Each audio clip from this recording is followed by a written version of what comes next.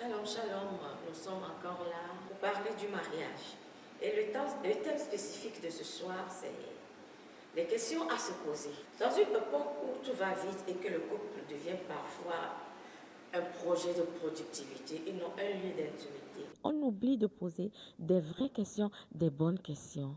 Parce que quand la monotonie s'installe,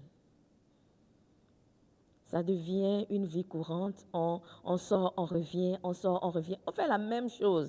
Et on croit que c'est la bonne manière de faire ces choses. Mais pourtant, ce n'est pas la bonne manière. Quand la monotonie s'installe dans le foyer, ça crée tellement de désagréments.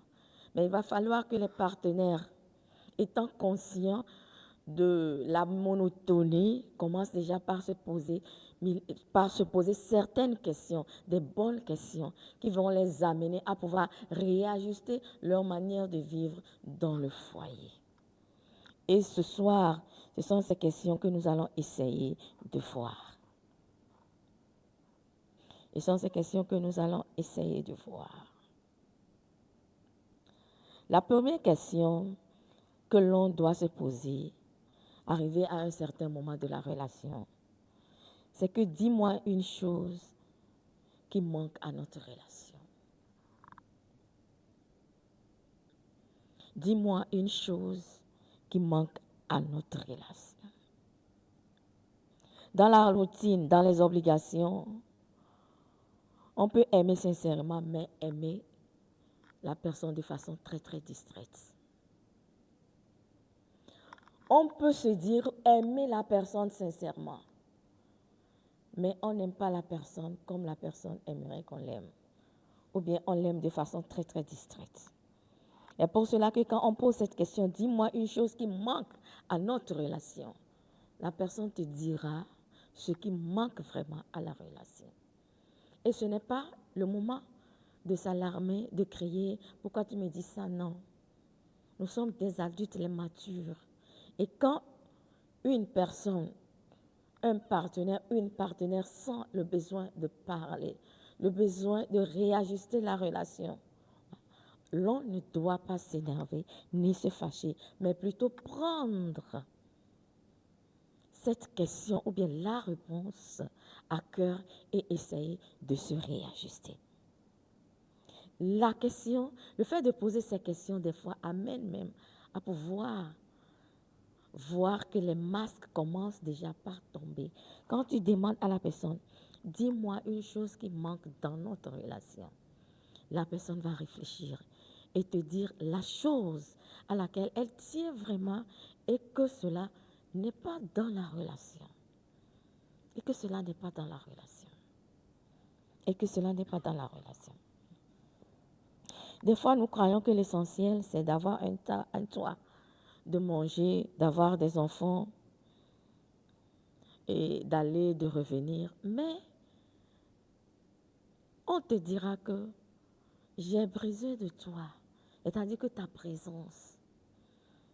Arrivé à un moment de notre vie, surtout les hommes, quand les besoins se font sentir, les enfants sont en train de grandir, les enfants sont en train de fréquenter de grandes écoles, ou bien les enfants font de grandes études. Arrivé à un moment, nous voyons que la pression de la vie commence par se faire sentir. Et le monsieur fait tout pour subvenir aux besoins de la famille. Mais en le faisant, il oublie que sa femme a besoin de lui. Il se dit, mon devoir c'est de pouvoir à ma famille, à la maison, d'amener de l'argent pour que ma famille se sente bien. Mais en le faisant, il oublie que la femme aussi a besoin de lui, que la femme a besoin de la chaleur, que la femme a besoin de parler, que la femme a besoin de la communication, que la femme a besoin de son mari. Et dans ce sens, quand on pose la question, dis-moi ce qui manque à notre relation, je pense que si c'est ça qui manque, la femme te dira que nous ne discutons plus comme avant nous le faisions. Et quand elle le dit, je pense que étant des gens matures, nous allons nous réajuster. Il y avait un homme qui disait que Arrivé à un moment de leur relation, il croyait que tout allait bien et que tout marchait bien. Mais un jour, il a eu à demander à sa femme, dis-moi ce qui ne va pas dans notre foyer. Et la femme va lui dire, tu ne discutes plus avec moi comme avant. Et cette phrase a résonné dans sa tête parce que le monsieur dit que j'avais oublié que la conversation était l'oxygène de l'amour. Que la phrase a commencé par résonner dans ses pensées. Parce qu'arrivé à un moment, à cause de la pression de la société, il a oublié que la communication, la conversation était l'oxygène de l'amour. Et que le silence, même involontaire, peut devenir la première fissure d'un mur qu'on croyait solide.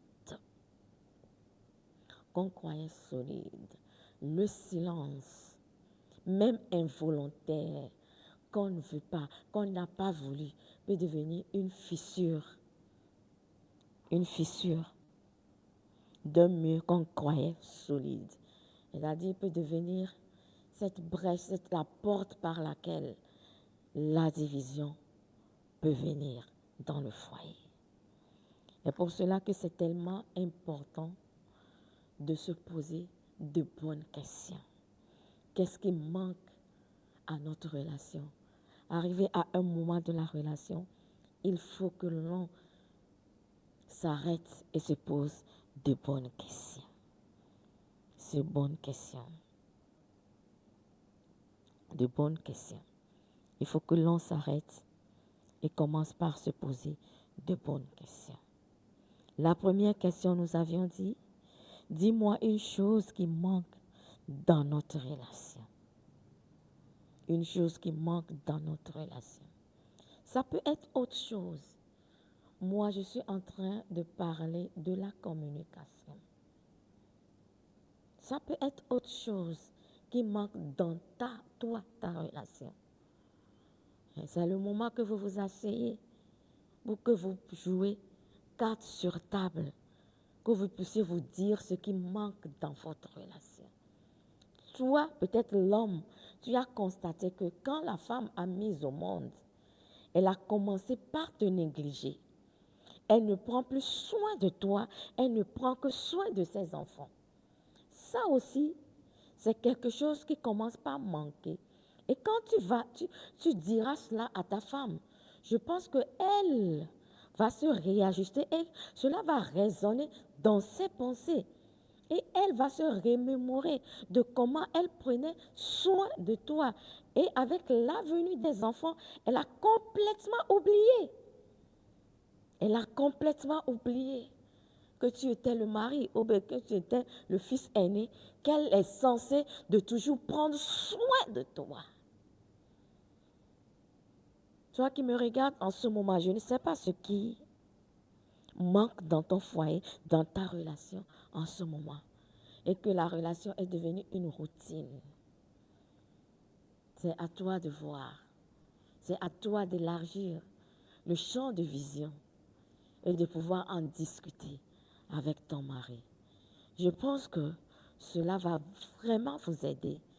Si vous arrivez à vous comprendre, à vous entendre, cela va beaucoup vous aider. Cela va beaucoup vous aider. Dis-moi, chérie, ce qui manque à notre relation. Dis-moi, chérie, ce qui manque à notre relation. Parce que quand nous devons parler avec tact. Nous devons savoir parler. Nous n'allons pas parler parce que nous parlons. Nous n'allons pas parler pour énerver l'autre, mais plutôt c'est pour construire. Le foyer, c'est un lieu d'intimité. Mais aujourd'hui, c'est devenu un lieu de productivité. C'est un lieu d'intimité. Ce qui manque dans votre foyer, vous avez le droit de pouvoir faire cas et de pouvoir reconstruire. Parce qu'on se marie pour le meilleur, pour le pire. Et seule la mort a le pouvoir de séparer les mariés. C'est ce que la Bible nous dit. Même s'il advenait que le divorce intervenait ou bien intervient à un moment, Ce n'est pas quelque chose qu'on prévoit avant de rentrer dans le mariage. On entre dans le mariage en se disant que je suis partie pour vivre avec cette femme jusqu'à ce que la mort nous sépare. Je suis partie pour vivre avec ce monsieur jusqu'à ce que la mort nous sépare. C'est pour cela que j'ai l'habitude de dire, cessons d'avoir tellement peur de nos conjoints et de nos conjointes. Si quelque chose ne va pas, avec respect, discutons. J'ai dit, même on peut discuter, mais toujours avec respect. Avec respect. Avec respect. Toujours avec respect. J'ose croire que le Saint-Esprit est en train de parler à un cœur ce soir. Que le Saint-Esprit est en train de parler à un foyer ce soir. Dis-moi, chérie, qu'est-ce qui manque à notre relation?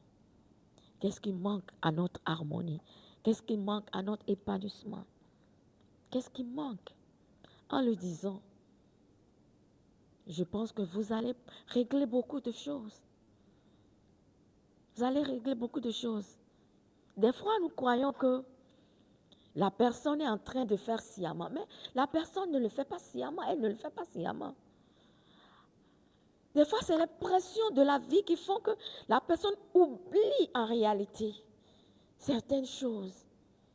Et des fois, quand on se remémore de ces époques, de comment on faisait, ça crée une autre atmosphère. On rit et on se remémore. Et on se promet que nous allons recommencer à bien nous entendre, à bien rire. Peut-être que toi, c'est juste que le monsieur te faisait rire. En revenant, quand il revient à la maison, il te fait rire. Il te raconte des blagues et tu étais contente et tu riais. Mais aujourd'hui, à cause de la pression, le monsieur a oublié les blagues et cela te manque, cela te manque, cela te manque. C'est le moment de dire au monsieur que ces blagues te manquent. C'est le moment. C'est le moment. Peut-être c'est toi des câlins. Peut-être que vous regardiez la télévision ensemble. Vous aviez l'habitude de regarder la télévision ensemble. Et quand vous regardez la télévision, vous vous faites des câlins, vous vous embrassez, vous parlez dans les oreilles. Et à cause de la pression de la vie, vous avez oublié toutes ces choses. C'est le moment. C'est le moment. C'est le moment.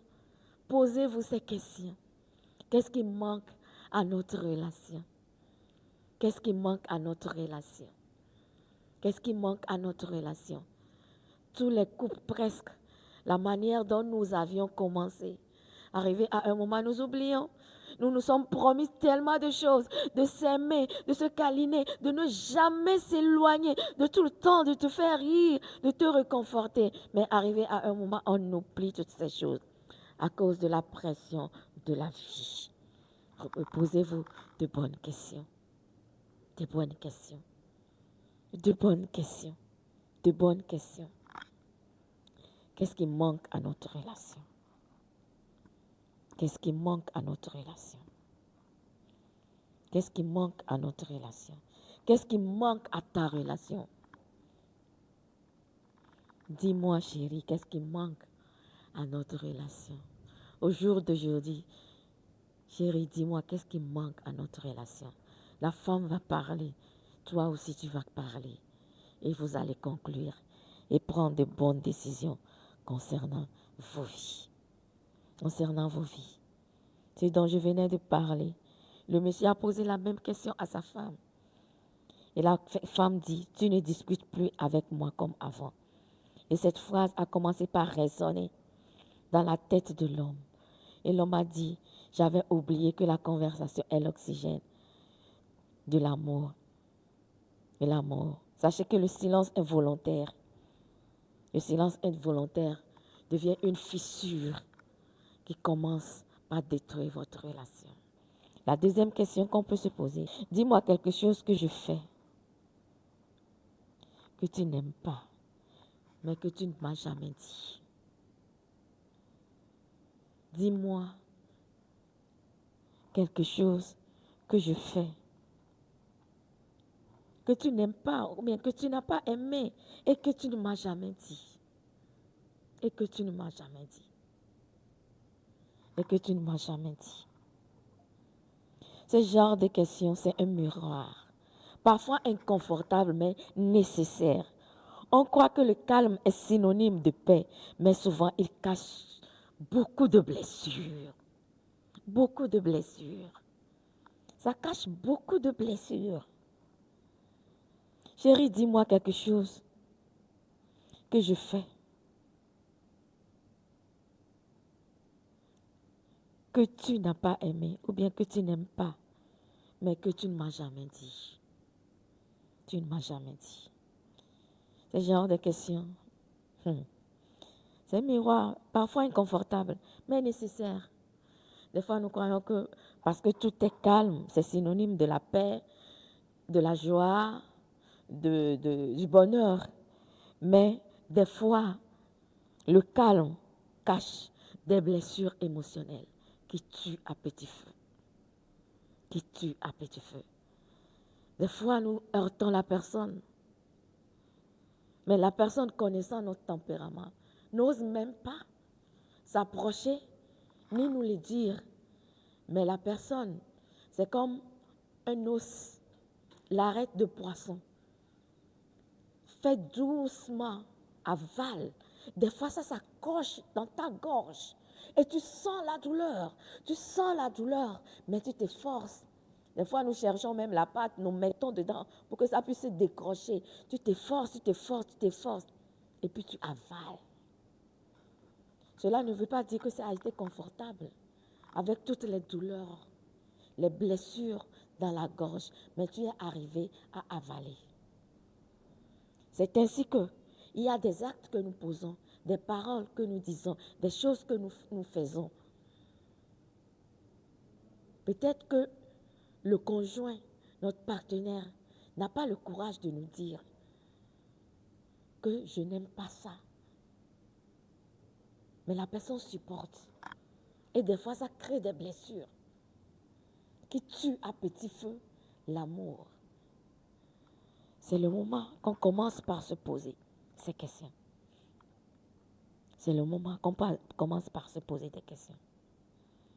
C'est inconfortable. Un homme dit un jour, ma femme m'a dit qu'une blague en public l'avait blessé. Je ne me souvenais même plus. Mais ce jour-là, j'ai appris que écouter, ce n'est pas une faiblesse, c'est une forme de respect. Il y a un homme qui dit qu'un jour, sa femme lui avait dit qu'il avait fait une blague qui l'avait vraiment blessé. Mais lui ne se souvenait plus d'avoir fait la blague. Mais la femme était blessée. Et pour cela que, même quand nous blaguons, même quand nous parlons, essayons de regarder, d'écouter au-delà de ce que nous voyons. Parce que quand nous vivons ensemble, on arrive à se connaître.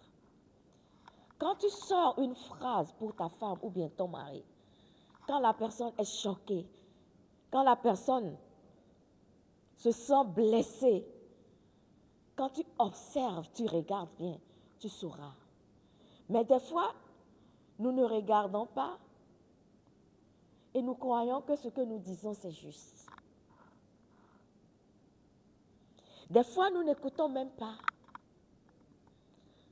le raisonnement de la personne. Nous croyons que ce que nous avions dit, c'est bon.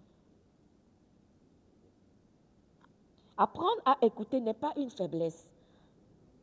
Apprendre à connaître les signes mimiques de son conjoint et de sa conjointe, ce n'est pas une faiblesse, mais c'est une forme de respect. C'est-à-dire, quand tu commences par parler, tu commences par voir les signes mimiques de la personne. Tu sens en même temps que les blagues que je suis en train de faire, la personne n'est pas du tout d'accord pour ces blagues. Et tu peux présenter les excuses. Beaucoup de personnes ont heurté leur femme, leur mari, sans s'en rendre compte. Sans s'en rendre compte. Sans s'en rendre compte. La question c'est, dis-moi chérie, quelque chose que j'ai fait, que tu n'as pas aimé, mais que tu ne m'as jamais dit. Ou bien que tu n'as jamais eu le courage de me dire, de me dire. Tu n'as jamais eu le courage de me le dire, de me le dire, de me le dire. Peut-être que toi, c'est une phrase que tu as sortie le jour-là et la femme était frustrée devant les gens. Et dans ce sens, quand on nous raconte l'histoire d'un homme qui a demandé à sa femme de faire la sauce d'arachide. La femme ne savait pas faire la sauce d'arachide. Du coup, qu'est-ce qu'elle a fait?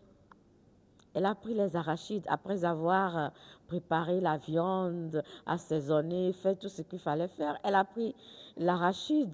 Elle a juste enlevé les écorces. Elle a enlevé les trucs là-dessus. Et puis, elle a mis les arachides dedans. Et le monsieur, se vantant que sa femme était une bonne cuisinière cordon bleu, a invité ses amis. Et quand le monsieur a ouvert l'assiette, il s'est rendu compte qu'il y avait les arachides qui sautaient dans la sauce. Qu'est-ce que le monsieur pouvait faire? Il ne pouvait rien faire. Mais le monsieur était obligé de jouer. Et c'est là-bas qu'il a dit, oui, ma femme, ouais, elle s'est bien préparée. Vous voyez, nous avons cette manière de préparer la sauce d'arachide. Dans notre maison, nous n'écrasons pas l'arachide, nous mettons juste les arachides. Goûtez pour voir, vous n'allez plus aimer la sauce d'arachide écrasée, vous allez préférer l'arachide. Et le monsieur s'est servi, a commencé par manger avec appétit. Ah, c'est le monsieur même qui est en train de manger avec appétit. Et les invités, qu'est-ce qu'ils vont faire? Les invités aussi ont commencé par manger avec. Oh non, oui, c'est bon. Hein. Nous n'avons jamais fait l'expérience. Oui, c'est bon. Oui, c'est bon. Oui, c'est bon. On n'avait jamais su qu'on pouvait préparer les sauces d'arachide en mettant les arachides là-dedans comme ça. Oui, c'est bon. Le monsieur, oh oui, chérie, oui. Il a levé son pouce en disant, oui, chérie, oui, tu es assuré. Tu assures comme toujours. Mais tout en sachant intérieurement que la femme l'avait honni. Mais n'avait rien fait pour que les autres sachent que c'est comme ça que la femme n'avait pas bien fait. Mais pour le commun des mortels, qu'est-ce que nous disons? Quand il y a trop de sel, tu appelles chérie, oh, ta mère est un peu lourde aujourd'hui. Hein? Mais pourtant, tu pouvais trouver des stratégies, des voies et moyens pour parler, pour que la femme ne soit pas blessée. Et dans ce sens que nous nous blessons les uns les autres. Et des fois, la femme s'énerve, des fois, la femme qui a un grand cœur ne te dira rien. Peut-être qu'elle t'a fait à manger. Il y avait trop de piment, peut-être trop de sel là-dedans. Au lieu de la féliciter, des fois tu t'énerves, tu t'es énervé, tu t'es levé. Elle a passé 3 heures du temps à faire la cuisine, 4 heures du temps à te faire la cuisine. Et tu es énervé. Et puis tu as laissé. Tu n'as pas mangé. Peut-être qu'elle s'est énervée, mais elle ne te l'a jamais dit. Peut-être un jour tu es arrivé, les enfants étaient sales. La manière dont tu lui as parlé, peut-être elle a passé une dure journée, toute la journée en faisant le ménage à la maison. Elle était tellement fatiguée qu'elle n'a pas eu le temps bien, elle n'a pas vu le temps passer. La manière dont tu lui as parlé, tout ça l'a blessée, mais elle n'a jamais eu le courage de te parler. Elle n'a pas eu le courage de te parler. Mais c'est le moment. Posez-vous de bonnes questions. Pour qu'il y ait l'harmonie dans le foyer, et qu'il doit y avoir des fluidités dans notre conversation. Pour qu'il y ait l'harmonie, il faut que tout soit en symbiose. Si tout n'est pas en symbiose, s'il y a des choses cachées, les non-dits dans un foyer, le foyer ne serait jamais harmonieux. Et pour cela que vous devez vous poser des bonnes questions. Ce n'est pas le moment de se mettre en colère, de s'alarmer, mais plutôt, c'est le moment de la restauration. Chérie, dis-moi, qu'est-ce que je t'ai fait de mal? Qu'est-ce que j'ai fait de mal que tu n'as jamais osé me dire? Mais pourtant que tu as gardé. L'homme peut parler, la femme peut parler. Et d'un commun accord, vous décidez, vous vous demandez pardon et vous continuez votre relation. Vous continuez votre relation. Cessons de nous blesser dans le foyer. Cessons de nous blesser dans le foyer. Quand les blessures interviennent dans le foyer, ça devient compliqué parce que l'un et l'autre, il y aura plus, on ne se sentirait plus à l'aise dans son foyer pour pouvoir œuvrer. Mais pourtant, c'est un lieu où l'on doit se sentir à l'aise pour bien vivre. Parce que nous sommes partis pour vivre 50 ans, 60 ans, 70 ans, 80 ans dans un foyer. C'est pour cela que nous devons être à l'aise. Avec respect, on discute. Avec respect, on se dit des choses. Avec respect. Avec respect. En 3,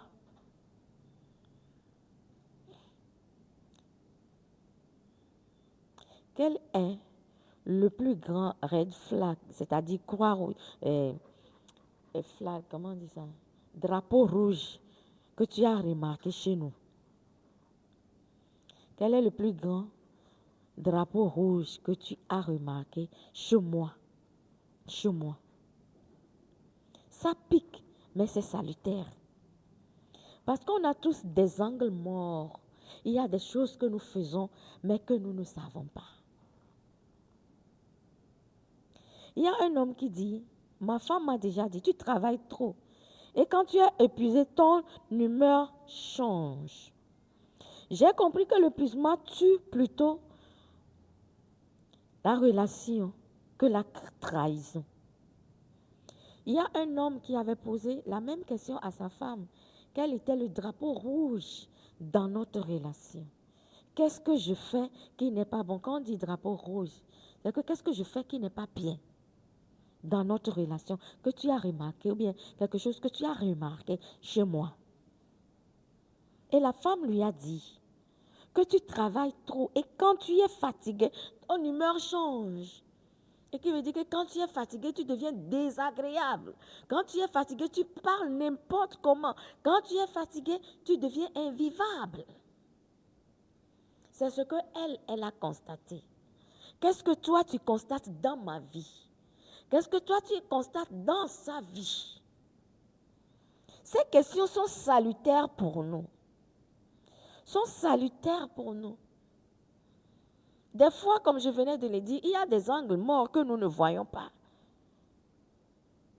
Il y a des angles morts que nous ne voyons pas. Et c'est cela qui tue à petits coups le foyer. C'est cela qui, petit à petit, est en train d'éteindre le feu dans le foyer. Le feu dans le foyer. Et quand tu comprends, comme ce monsieur, la femme était en train de lui dire que son épuisement était en train de détruire le foyer, l'harmonie du foyer. Quand il est épuisé, son humeur devient invivable. Et le monsieur dit, j'ai compris que l'épuisement tue plutôt la relation que la trahison.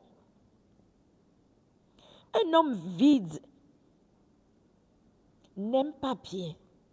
C'est-à-dire que quand tu es vide, c'est-à-dire que quand on dit un homme qui est vide, c'est que tu es fatigué et tu n'as plus d'énergie, tu n'as plus de force pour faire quoi que ce soit. Quand tu reviens à la maison, tu t'attends à manger, des fois à faire le sexe et à dormir. C'est-à-dire que tu n'as plus l'énergie ni la force pour faire quoi que ce soit en disant que je vais causer, je vais discuter. Parce que tu n'as plus l'énergie. Et quand cela intervient, on le fait, on apprend sciemment à dire oui, je suis épuisé, c'est un fait. Mais l'épuisement ne va pas affecter mon mari ni ma femme. Je suis fatiguée, c'est un fait. Mais je me surpasse dans l'épuisement pour faire du bien à mon partenaire. Dans mon épuisement, je ne vais pas embêter tout le monde. Parce que je suis fatiguée, je suis nerveux, et quand les enfants viennent m'accueillir, je commence déjà par les engueuler. Quand leur maman me pose une question, des fois je me tais ou bien je regarde, j'ai de la peine à parler. Non, non, non, non. Nous devons nous réajuster. Un homme vidé n'aime pas bien. Une femme surmenée n'écoute plus. L'équilibre, c'est la nouvelle preuve d'amour. L'équilibre, c'est la nouvelle preuve d'amour. Et qui veut dire que quand la femme est surmenée, elle aussi, elle est fatiguée. L'homme aussi est fatigué. On n'écoute plus. Quand tu te parles même, on n'écoute pas. Et ce qui fait que la plupart du temps, vous allez constater que quand les femmes parlent, la femme te dit, est-ce que tu m'écoutes? Est-ce que tu m'écoutes? Parce que la femme sent quand vous n'écoutez pas. Et des fois, les hommes disent qu'on n'écoute pas avec les yeux, mais on écoute avec les oreilles. Mais si tu commets l'erreur de poser la question, qu'est-ce que je venais de dire? Il ne sait même pas ce que tu es en train de raconter parce qu'il ne t'écoutait pas. Et ça frustre. Ça frustre. Ça frustre. Ça frustre. En toi, nous avons dit quel est le plus grand drapeau rouge, c'est-à-dire croix rouge, drapeau rouge, que tu as remarqué chez moi. Que tu as remarqué chez moi. En 4, quelle est la meilleure façon pour moi de te montrer mon amour? Quelle est la meilleure façon pour moi? Quelle est la meilleure façon pour moi de te montrer mon amour? De te montrer mon amour. Quelle est la meilleure façon pour moi, pour toi, de te montrer mon amour? Parce qu'on aime souvent comme on veut être aimé. Et non comme l'homme. Et non comme l'autre en a besoin. La plupart du temps, nous aimons comme nous voulons aimer l'autre. Nous n'aimons pas comme l'autre a besoin qu'on l'aime. C'est là-bas que le langage d'amour intervient. C'est là-bas que le langage d'amour intervient. Tu ne dois pas aimer l'autre comme toi, tu en as besoin, mais tu dois aimer l'autre comme lui en a besoin. Je disais que c'est là-bas que le langage d'amour intervient. C'est là-bas que le langage d'amour intervient. Certains ont besoin des mots, des gestes très très simples. Mais peut-être que toi, tu n'es pas partant pour ça. Toi, tu es partant pour des cadeaux. Un homme dit un jour, ma femme, elle aime les moments de qualité, pas des cadeaux, ni de grandes démonstrations, juste ma présence. Un soir, j'ai annulé une réunion juste pour marcher avec elle au coucher du soleil. C'est dans ces moments-là que j'ai compris que l'amour, c'est rarement spectaculaire, mais toujours intentionnel. Intentionnel. Le monsieur disait que sa femme n'aimait pas des cadeaux, mais des moments de qualité. Et quand il a compris que sa femme aimait des moments de qualité, il était obligé de juste annuler une réunion pour marcher avec sa femme au coucher du soleil. Parce que vous savez que les gens qui vont au boulot, le coucher du soleil, vous n'allez jamais voir ça parce que vous êtes au boulot. Mais il a fallu que lui, il le fasse intentionnellement, qu'il demande la permission, annuler une réunion pour venir marcher avec sa femme, pour donner du bonheur, du plaisir à sa femme, parce que sa femme en avait vraiment besoin. Et dans ces moments-là, j'ai compris que l'amour, c'est rarement spectaculaire, mais c'est toujours intentionnel. C'est intentionnel. J'ai l'habitude de dire qu'on aime intentionnellement. Ne croyons pas que le hasard existe en ce qui concerne l'épanouissement. Non. Le hasard n'existe pas. On choisit intentionnellement. Le jour où tu dis que moi je suis fatiguée, c'est que le jour-là, tu es en train de dire que je démissionne. Je démissionne. Parce qu'en matière d'amour, après les émotions, après les hormones, tout se fait intentionnellement. Faire un cadeau à une personne, c'est intentionnel. Causer avec une personne, ouvrir sa bouche pour causer avec une personne, c'est intentionnel. Faire des blagues, c'est intentionnel. Marcher, sortir marcher avec une personne, c'est intentionnel. Donner des coups de fil, c'est intentionnel. Envoyer des messages, c'est intentionnel. Toucher, c'est intentionnel. Parler dans les oreilles d'une personne, c'est intentionnel. Arriver à un mois, c'est intentionnel. Et l'on doit choisir de le faire intentionnellement. La question était quelle est la meilleure façon pour moi de te montrer ton amour, mon amour. Pour moi de te montrer mon amour.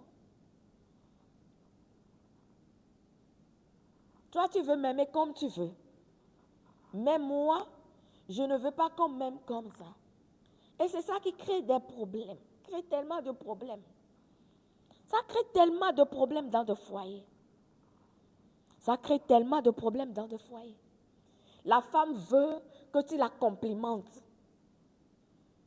Toi là, tu ne sais pas comment complimenter. Tout ce que tu fais, c'est ramener des cadeaux. Ramener des cadeaux. Ramener des cadeaux. La femme fait des efforts. Elle s'en va faire des ongles. Elle s'en va faire sa tête.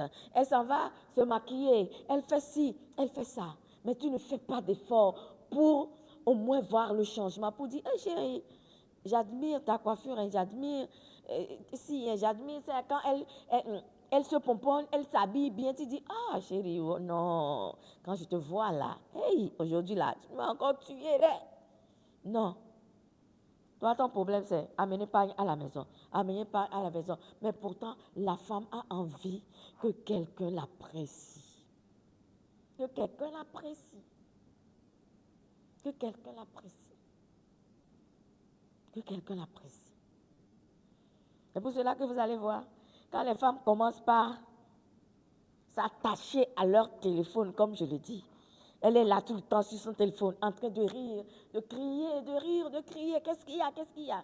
En train de causer, en train de tchatcher avec quelqu'un là. Le danger est en train d'arriver dans ta maison. Le danger.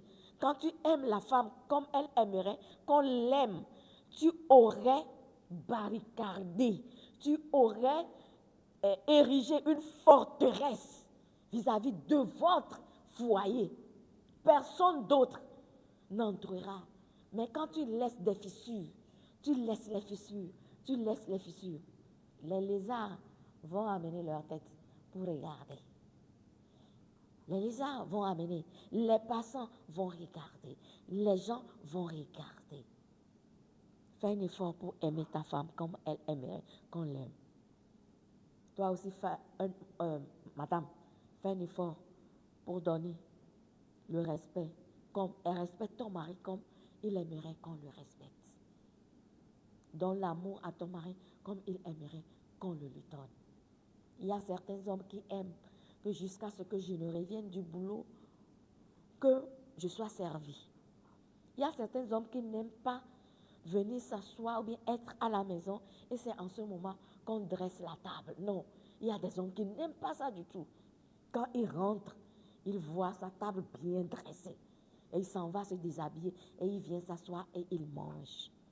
Quand ton mari aime de telles choses, c'est comme ça qu'il aime. C'est comme ça qu'il aime être aimé. Être aimé. Du coup, tu feras un effort qu'à chaque fois qu'il va rentrer, que sa table soit bien dressée. Il y a certains hommes qui aiment que quand ils finissent de se laver, qu'on nettoie les toilettes, ou bien avant qu'eux, ils ne rentrent dans les toilettes, qu'on nettoie bien les toilettes. Quand tu sais que c'est ça, tu le fais. Ou bien avant que lui n'entre dans les toilettes, Il faut que tu rentres pour aller vérifier. Le savon est là, papier hygiénique, comment dirais-je, les serviettes sont là. Tout est bien propre avant que lui ne rentre. C'est sa manière à lui de se sentir aimé, de se sentir respecté. De se sentir respecté. Et des fois, il y a certains hommes qui aiment que ce soit toi qui le fasses. Il y a certaines choses, il aimera que c'est toi qui le fasses. C'est sa manière à lui de se sentir respecté et de se sentir aimé. L'homme aime se sentir aimé, la femme aime qu'on le lui dise.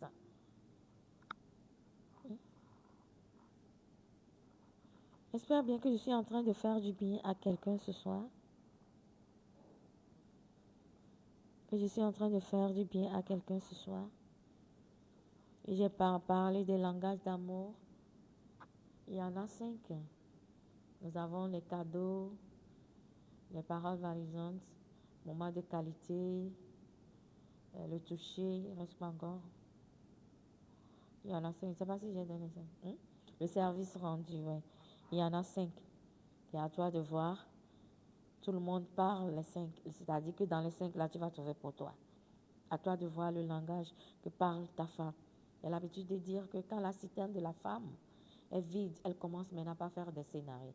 Elle commence par te fatiguer. Elle commence maintenant par t'engueuler. Elle commence par être nerveuse. Remplir sa citerne jusqu'à ce que la citerne ne déborde. Elle commence maintenant par couler. Commence par couler. Et tu verras que tu auras la paix dans la maison. La paix. La paix va déborder dans ta maison. En 5, selon toi, quelle est ma plus belle qualité? Quelle est ma plus belle qualité?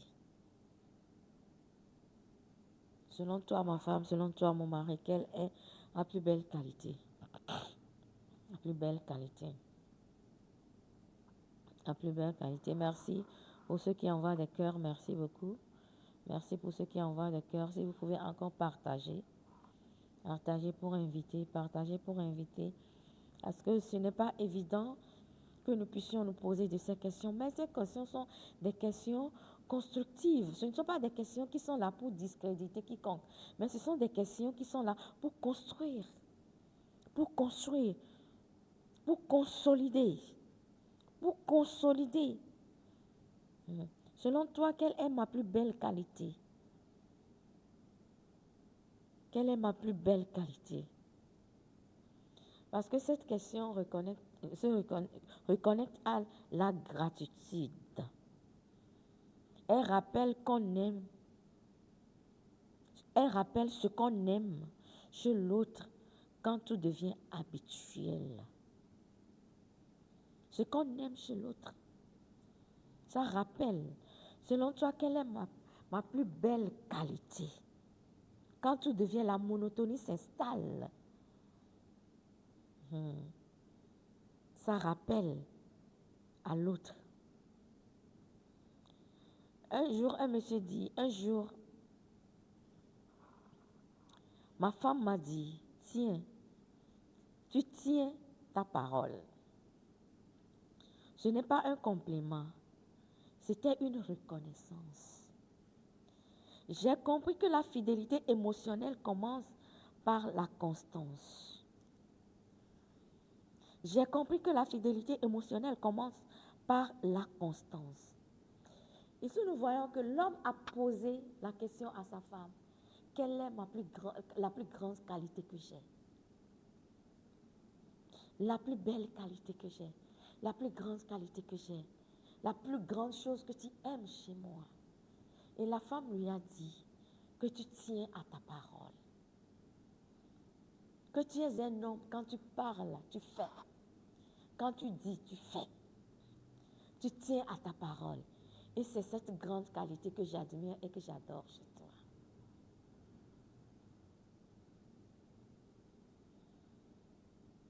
Qu'est-ce que ta femme pourra dire te concernant? Est-ce que tu tiens à ta parole? Est-ce que tu es fidèle? Tu es aimant? Qu'est-ce qu'elle pourra dire de toi? Est-ce que tu es une personne qui la fait rire?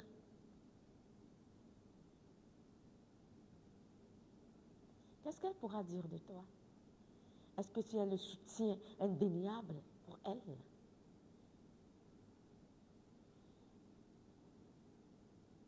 Qu'est-ce qu'elle pourra dire de toi?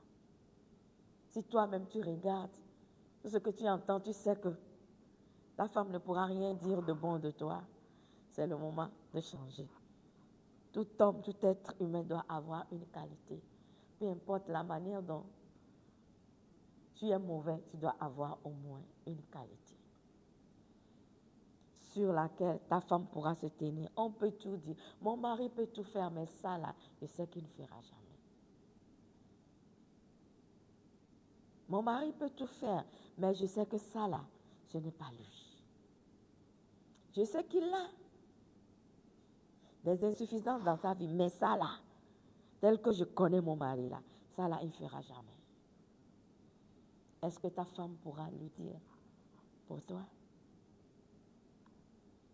Est-ce qu'elle pourra parler pour toi?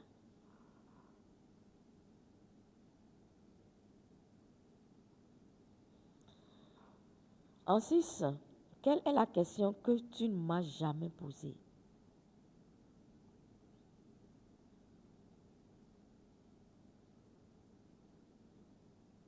Il y a un homme qui dit, un jour, elle m'a demandé, est-ce qu'il t'arrive d'avoir peur de l'avenir?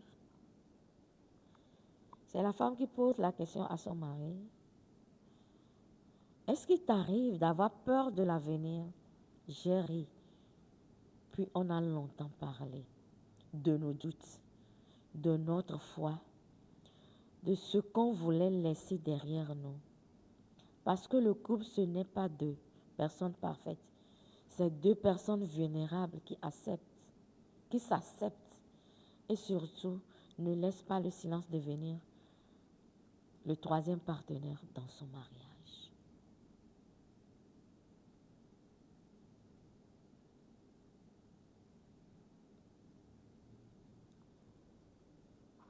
Soit quelle est ta plus grande question? Ou bien la plus grande peur de ta vie? Tout le monde a des peurs. La peur du lendemain que nous ne connaissons pas. La peur de l'avenir que nous ne connaissons pas. La peur du futur qu'on ne maîtrise pas. Tout le monde a peur.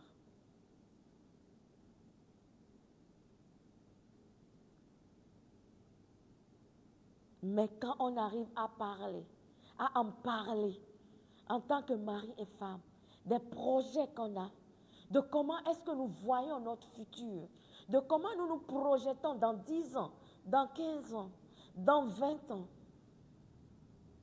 ça brise des barrières et ça donne l'aile au foyer et on se réagit jusqu'à accomplir sa destinée.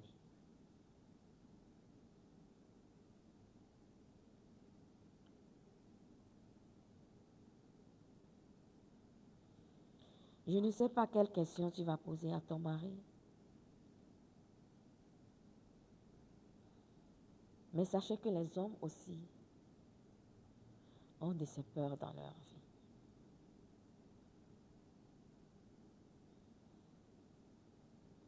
Et dans le foyer, c'est deux personnes vulnérables qui se mettent ensemble. Et qui veut dire que nous ne devons pas avoir peur d'être vulnérables.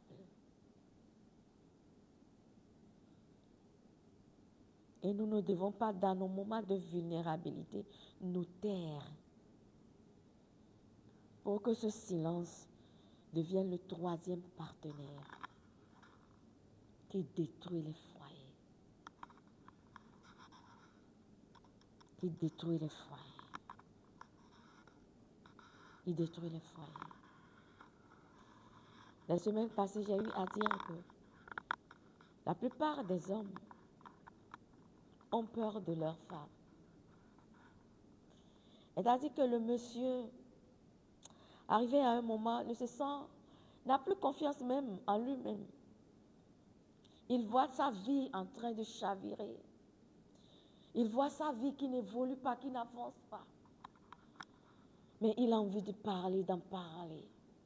Il a envie de discuter avec sa femme, de voir qu'est-ce que sa femme pourra dire. Mais de l'autre côté, il a peur de comment ces paroles pourront être utilisées contre lui plus tard. Et c'est ce qui fait que quand l'homme va dans les toilettes, il commence déjà par réfléchir. Parce que beaucoup de personnes réfléchissent sur les pots de WC. Il commence par réfléchir. Des fois, quand il voit sa vie, ce qu'il est en train de traverser, la solitude qu'il est en train de vivre dans son foyer, il commence par crier. Il commence par pleurer. Il commence par prier. Il commence par pleurer. Et quand il commence maintenant par mettre des jets d'eau sur sa tête, comme le bruit est là et il n'y a personne, c'est là-bas que les pleurs sortent, des cris sortent, des douleurs non manifestées. Ce qu'on pouvait dire à sa femme aisément, on n'arrive pas à le dire. Et cela crée des blessures. Des blessures. L'homme devient rigide. Il devient rigide. Parce qu'il a envie de parler, mais ne sait à qui parler. Connaissant bien sa femme, c'est que la femme, tôt ou tard, va la narguer avec ses problèmes. Ou bien ne sait pas comment la femme va réagir. C'est ce qui fait que vous allez voir que dans certains foyers, les hommes qui n'ont pas de moyens, quand la femme, arrivée à un moment, veut coûte que coûte que le monsieur se conduise comme ayant de l'argent, mais pourtant n'ayant pas, vous allez voir que le monsieur va commencer par plonger sa main dans la caisse. À plonger sa main dans la caisse. Et tôt ou tard, il va être découvert. Et quand on le découvre, peut-être qu'il ira en prison. Et quand vous allez poser la question, il vous dira que c'est à cause de ma femme. Parce qu'elle n'a jamais voulu me comprendre. Et elle a toujours voulu vivre au-dessus de nos moyens. Mais certains hommes étant faibles, ou bien voulant garder la paix, ou bien voulant garder la femme, maintenant se laissent tirer par cette même femme. J'ai raconté l'histoire de l'évangéliste qui a dit que sa plus grande erreur a été le jour où on l'a invitée dans une église et elle a vu une femme, une chantre tellement belle, avec une voix angélique, mais n'a jamais cherché à savoir quelle était la vie de la femme. C'est juste, le monsieur a vu le don à la femme et a vu la femme, la forme de la femme. Mais quand ils se sont mariés, le monsieur a compris que la femme était une dévoreuse. C'est-à-dire que tout ce qui sortait, la femme voulait l'acquérir. Et elle n'achetait pas n'importe quoi. Si elle voulait acheter des chaussures, le minimum c'est $10 000, près de 6 millions. Ça, ce sont des chaussures, ça. Et si nous voulons parler des sacs, parler des bijoux, parler de l'habillement. Mais le monsieur, aimant tellement sa femme, n'a pas voulu dire la vérité à sa femme. Que mes moyens ne suffisent pas pour que nous puissions vivre cette vie d'opulence. Mais le monsieur est parti jusqu'à frauder le fisc. Le fisc. Et on l'a arrêté. Et le jour où on l'arrêtait, les gens qui étaient là ont dit qu'on a trouvé plus de 6 000 paires de chaussures de plus de $10 000 dans la chambre de la femme. Elle faisait quoi avec? Je ne sais pas. 6 000 paires de chaussures de plus de $10 000. de plus de 10 000 dollars. De plus de 10 000 dollars. J'espère bien que je suis en train de parler à une personne ce soir.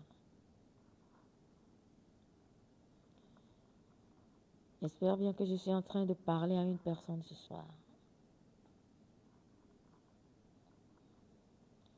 J'espère bien que je suis en train de parler à une personne ce soir. J'espère bien que je parle à une personne ce soir.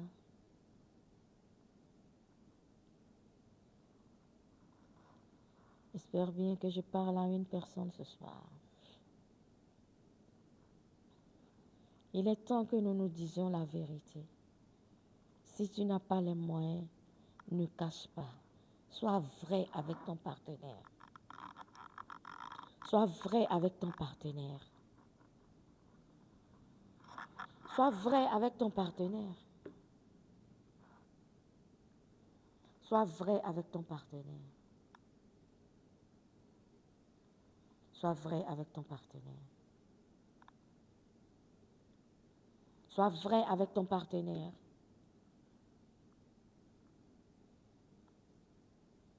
On était sur quelle est la question que tu ne lui as jamais posée.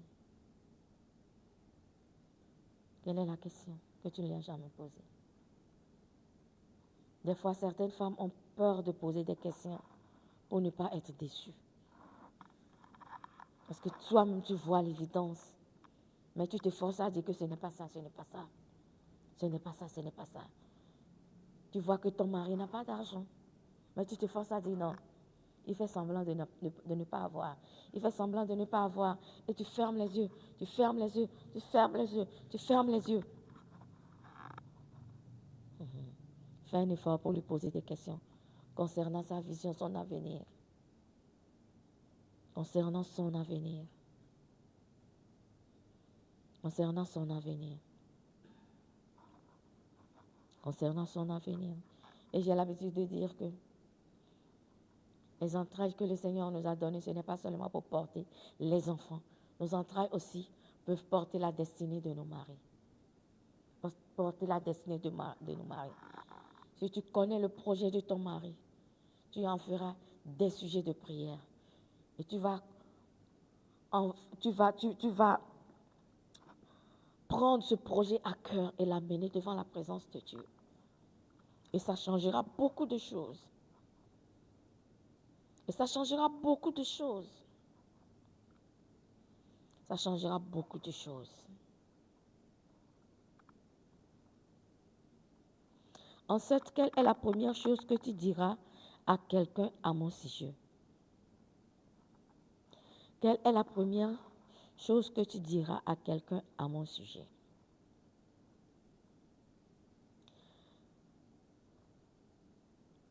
Il y a un homme qui a posé cette question à sa femme. Et la réponse a vraiment bouleversé le monsieur. Le monsieur dit, la dame a dit, tu es un homme accompli, fort, mais bienveillant. Dans un monde d'image où être reconnu chez soi comme authentique, c'est le plus grand cadeau que l'on pourra faire à son partenaire ou bien à sa partenaire. C'est-à-dire qu'on te reconnaît comme authentique. C'est le plus grand cadeau. La dame dit, tu es un homme accompli, fort, mais bienveillant. Tu es un homme accompli, fort, mais bienveillant. Dans ce monde où le paraître nous dérange, c'est-à-dire que ce que tu n'es pas, tu aimerais que les gens croient que tu es. Le paraître nous dérange. Tu n'as même pas 5 000, mais tu veux qu'on t'appelle déjà quelqu'un qui a de l'argent. Le paraître nous dérange. Et quand ta femme arrive à constater l'authenticité de ton caractère, c'est le plus grand cadeau que l'on pourra se faire. C'est le plus grand cadeau que l'on pourra se faire. Cette question nous appelle à l'authenticité dans nos vies. Soyons vrais envers les uns les autres. Soyons vrais. Soyons vrais. Soyons vrais. Soyons vrais. Soyons vrais. Soyons vrais. En 8, qu'est-ce qui, selon toi, nous garde forts? Il y a une dame qui répond, c'est le travail d'équipe. Qu'est-ce qui, selon toi, nous garde forts? Elle dit, pour nous, c'est le travail d'équipe. Pour un couple parfait,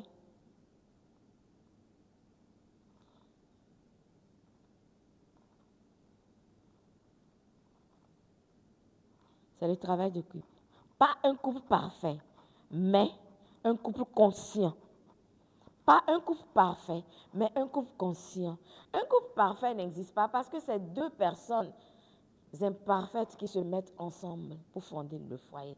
Et qui veut dire que les couples parfaits, en réalité, n'existent pas. N'existent pas. Mais c'est un couple conscient. Tout le monde doit être conscient de ce que je dois faire. Nous avons traversé le stress, la distance, les incompréhensions, mais nous avons toujours choisi de nous retrouver.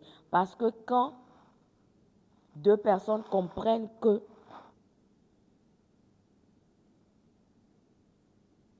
nous sommes ensemble et que nous nous élevons ensemble pour concrétiser notre destinée, le pourquoi nous sommes sur la terre, nous sommes plus forts. Nous sommes plus forts. Et quand cela arrive, aucune voix extérieure, ne peut briser ce que vous aviez construit à deux. Ce que vous avez construit à deux. Parce que les vents ont soufflé. Les tempêtes ont soufflé. Il y a eu la pluie. C'est-à-dire qu'il y a eu des pleurs. Il y a eu des grincements du dents. Il y a eu des souffrances. Il y a eu tellement de choses. Mais au-delà de ça, vous êtes restés soudés. Et c'est ça qui fait la force du foyer. C'est ça qui fait la force du foyer. Au-delà des vents, des tempêtes, vous êtes toujours soudés. Des fois même, quand vous allez vous coucher, vous vous demandez, est-ce que demain on va se réveiller toujours mariés? Mais vous vous réveillez toujours mariés. Et cela ne fait que souder, renforcer, renforcer, renforcer, renforcer. Cela ne fait que renforcer. Renforcer. Renforcer. Renforcer. Qu'est-ce qui vous renforce? Qu'est-ce qui a gardé votre foyer, votre couple uni jusqu'à ce jour? C'est quoi? Travail d'équipe. Travail d'équipe. Travail d'équipe. Travail d'équipe. Quand l'un est fatigué, l'autre soutient. Quand l'un tombe, l'autre relève. Et à deux, vous êtes plus fort. À deux, vous allez plus vite. À deux, vous allez plus loin. Deux, vous allez plus loin. Vous allez plus loin. Aucune voix externe ne peut briser ce que vous avez bâti. Le couple, ce n'est pas seulement je t'aime. Ce n'est pas seulement les je t'aime que nous disons dans le couple. C'est plus, je parle, tu écoutes. Je te parle, je t'écoute, je te vois. Je te parle, je t'écoute, je te vois. Je te parle, je t'écoute, je te vois. C'est entretenir l'espace entre deux âmes comme on entretient un feu. Parce que l'amour ne meurt pas par manque de sentiment. Il s'éteint par manque de conversation. Par manque de conversation. Vous allez voir certaines personnes, c'est surtout les blancs. Ils vont vous dire que ce n'est pas parce qu'il n'y a plus l'amour, mais c'est parce qu'ils ne se comprennent plus. Ils ont décidé de se séparer que de se faire du mal. Parce qu'ils s'aiment toujours, mais ils ont décidé de se séparer. Sinon, ils vont encore se faire du mal. Le couple, ce n'est pas seulement je t'aime, je te parle, tu écoutes, je te vois. Je te parle, tu écoutes, je te vois. Et c'est entretenir l'espace entre deux âmes, comme on entretient un feu, parce que l'amour ne meurt pas par faute de sentiments, mais par manque de conversation. Par manque de conversation. Peu importe la manière dont on est fatigué, peu importe ce qui se passera, nous devons toujours avoir du temps pour l'autre. Nous devons toujours avoir du temps pour l'autre. Nous devons toujours avoir du temps pour l'autre. Nous devons toujours avoir du temps pour l'autre. Nous devons toujours avoir du temps pour l'autre. Oui, le temps pour l'autre. Le temps pour l'autre. Nous devons toujours avoir du temps pour l'autre. Le temps pour l'autre. Je ne sais pas si vous avez des questions.